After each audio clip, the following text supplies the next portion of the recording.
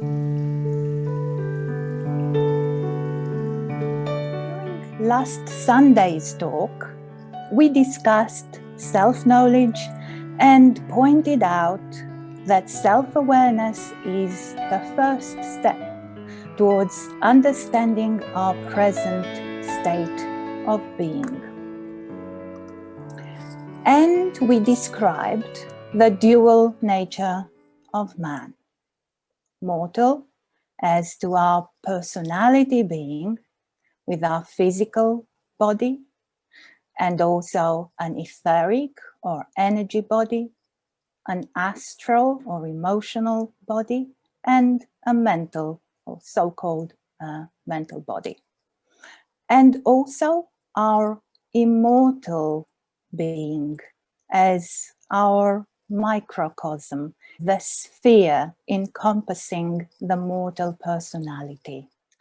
Our eternal being, our microcosm, is longing to regain awareness of its origin and of its unity with all and the all.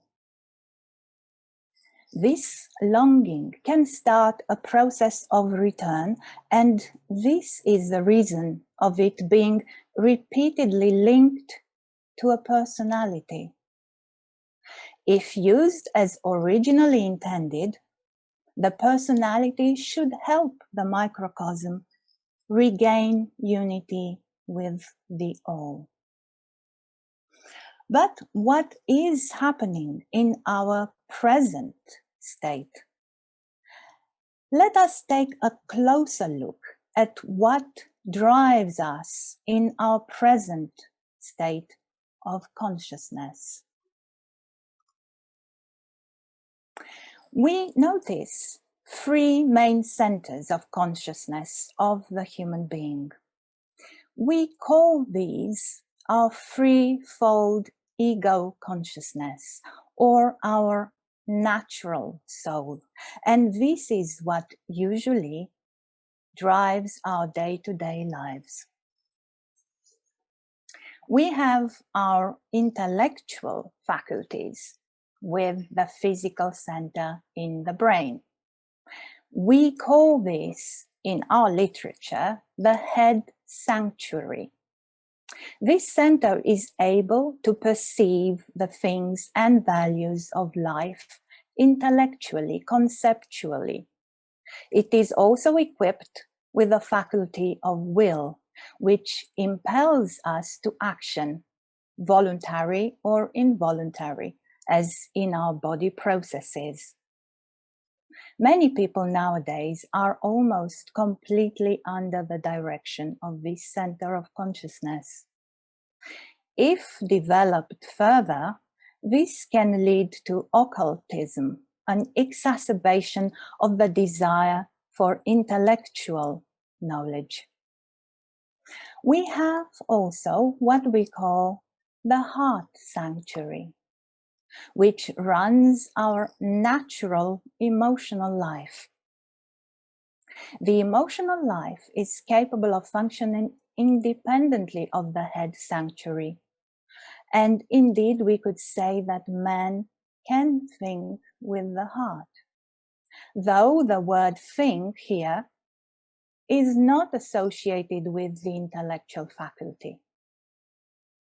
This heart sanctuary is also equipped with a faculty of will, which may be indicated as emotion or sentimentality, which moves us to action. Those who primarily live from this central heart consciousness can develop a natural religious life. This is a completely understandable but self-centered process, which is still linked to our lower or primal instincts like fear, and not a higher faculty. However, in the middle of our being and linked to the heart sanctuary, we also have a seed of divinity, which gives the possibility to start a process of rebirth and the development of what we call a new soul. Now, the third state of consciousness is situated in the pelvic sanctuary and organically connected with the liver, solar plexus, spleen system, and is the most fundamental of the three natural egos. It holds all our visible inclinations, the whole of our karma.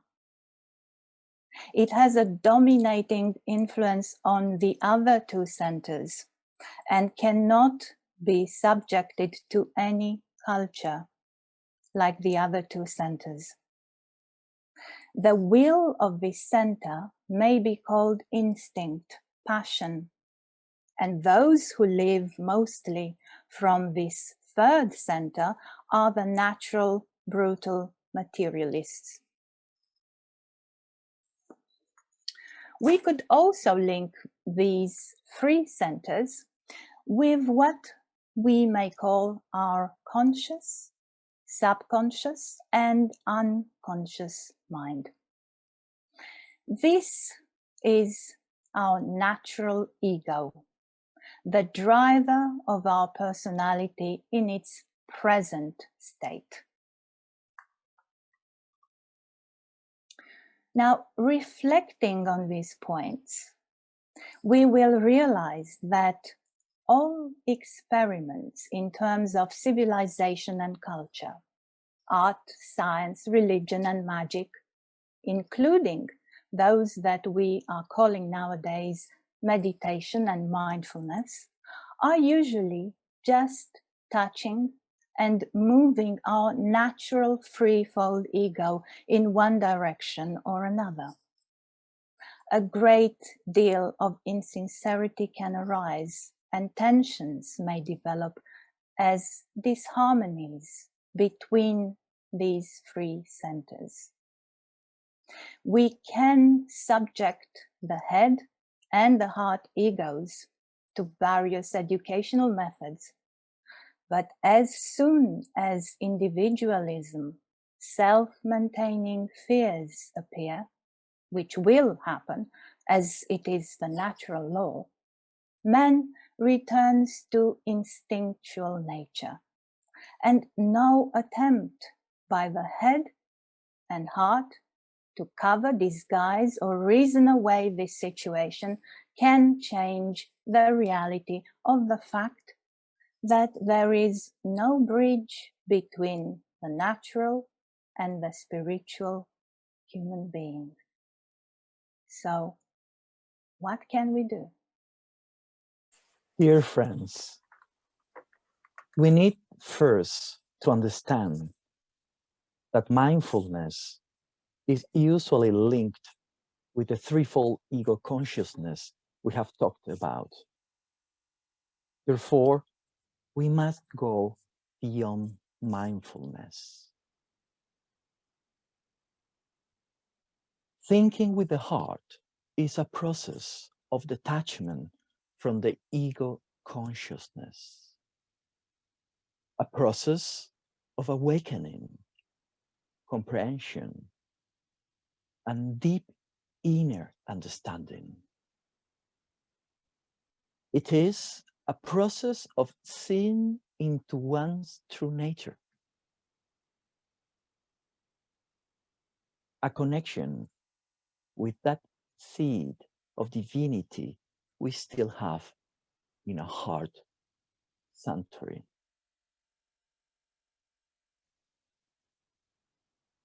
To detach from the ego consciousness into the soul, we have to connect with the divine element within the human being. We can refer to it as the divine spirit. And when we listen to that inner voice, the mindful heart, our thoughts differ from the ordinary ones. This understanding, this inner knowledge connects us with the light soul spirit.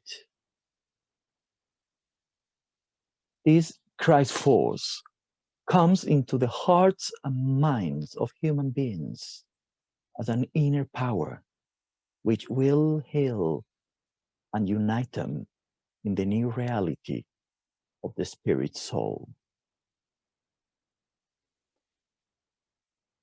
But friends, how can we access to this inner knowledge which is closer than our hands and feet?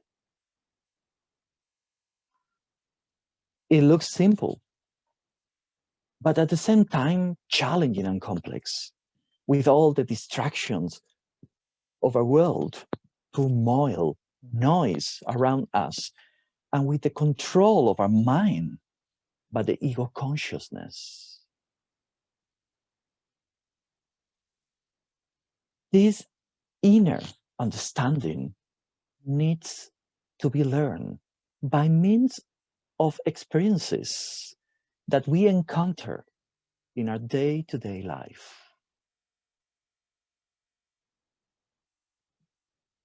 This path of inner discovery needs to be built step by step.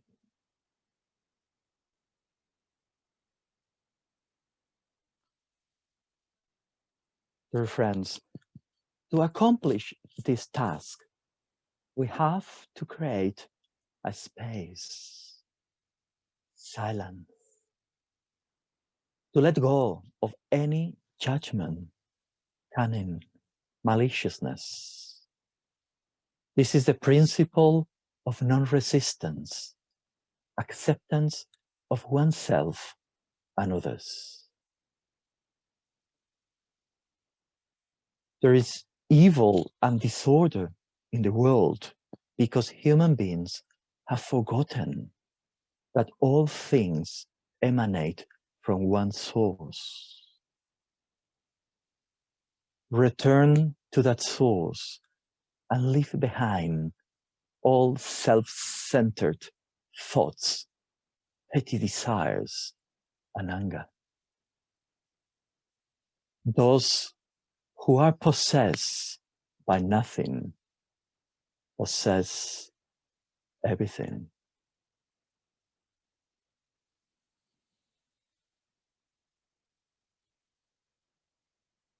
Always keep your mind as bright and clear as the vast sky, the highest peak, and the deepest ocean, empty of all limiting thoughts.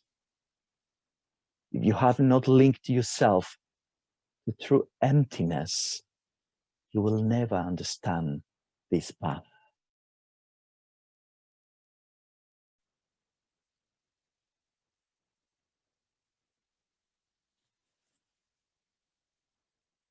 This process of detachment from the ego consciousness makes space for a new impulse, a new radiation to enter the human system. Dear friends, the heart is the central point of the spiritual consciousness. Therefore, our consciousness defines what we are able to perceive. Becoming aware of this deepest longing within us opens the doors to the possibility to a higher understanding consciousness. We have to understand that at the soul level, we are all essentially one. This intense longing for the truth will activate a new approach to life, a new action based on the new knowledge acquired from the new wisdom within us. This will allow us to put our deep understanding into practice in our daily life.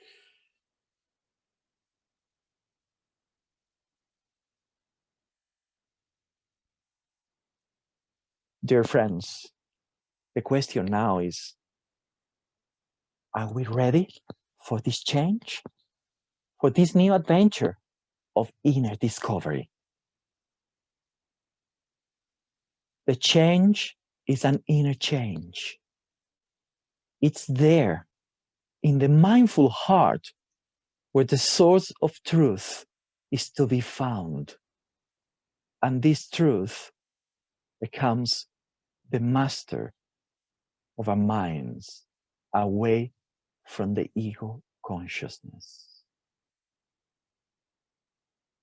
It is at this particular moment when you can think with your heart. Dear friends, life is a divine gift. The divine is not something outside of us. It is right in our very center. It is our freedom.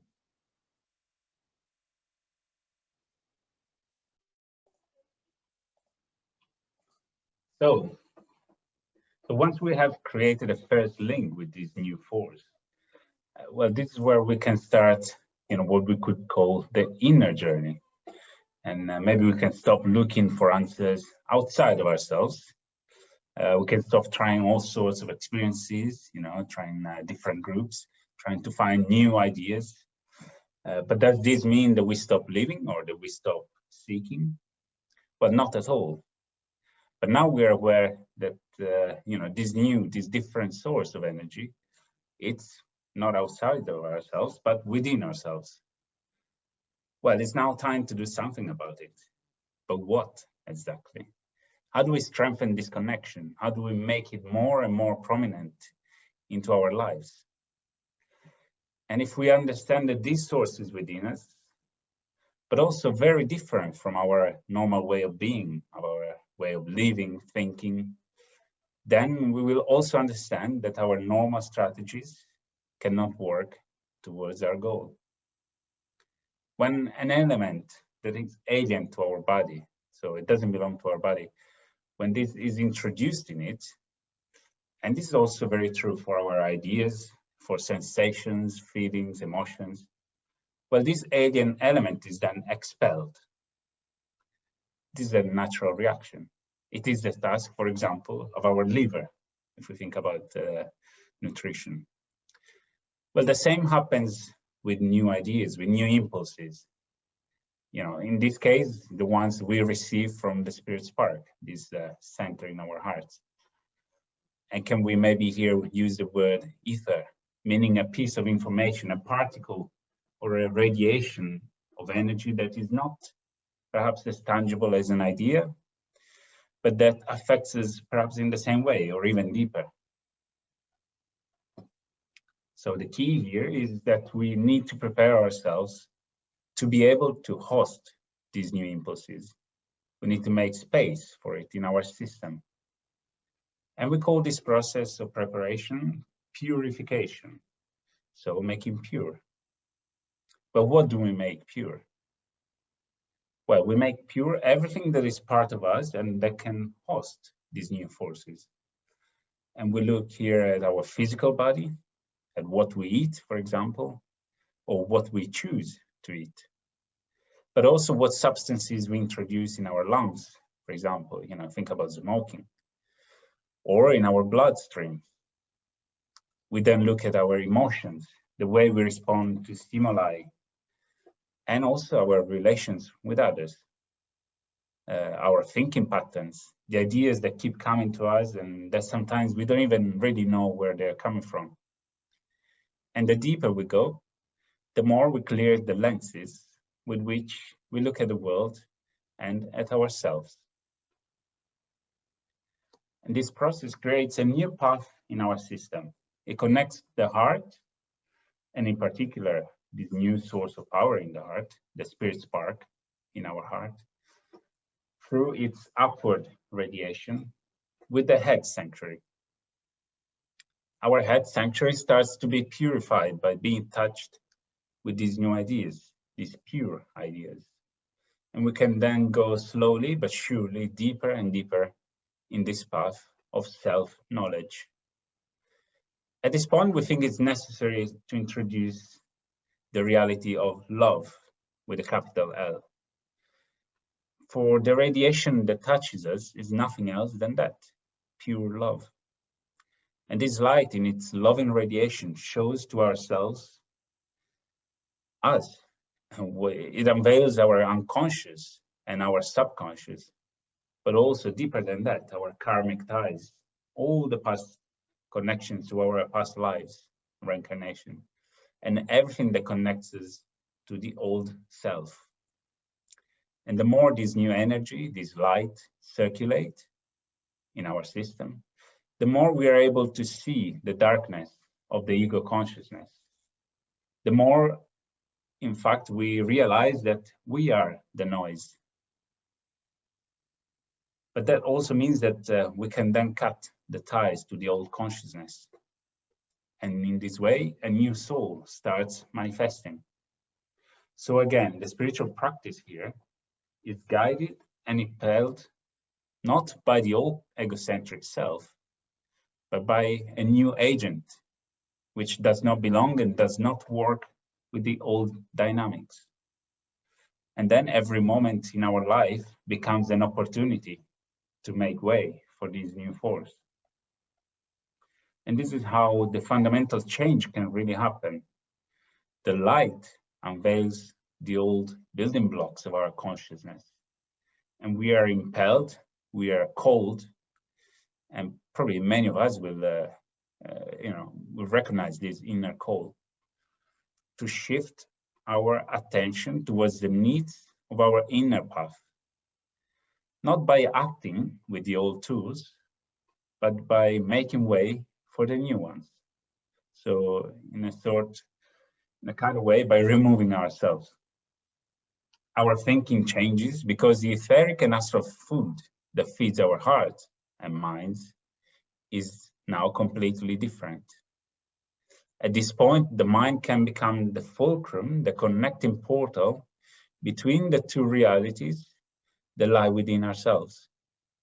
The natural human being, and on the other side, the beginning of the divine human being. A new soul is then born within ourselves, and this new soul will be the vehicle, the carrier, or we could say the transformer of the pure emanations of the spirit, which can then touch the human system without completely burning it. But before this process is complete, the light from the head sanctuary needs to descend into the sanctuary of life, what we said, or what we call the spleen, solar plexus, and liver system, which is where we are then completely connected, from which we are completely connected to this plane of existence, as we know it, where duality rules. And breaking free from all the karmic and blood ties in an essential way can mean here spiritual liberation. The original divine human being can then be completely reborn. The spirit's soul consciousness can then act and truly change our reality, being in this world, but not of this world.